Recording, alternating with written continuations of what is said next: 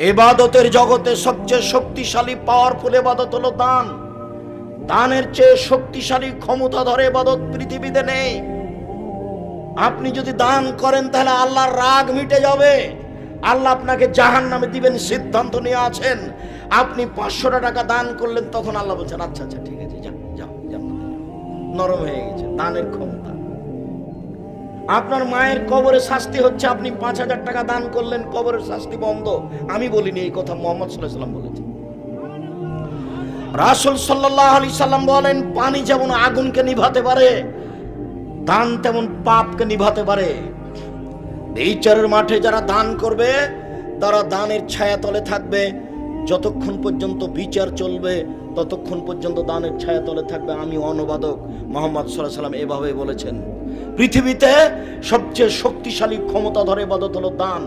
এর পরেও যদি সালাত না থাকে তাহলে আল্লাহ দানের মতো ইবাদতকে কেটে দিবেন।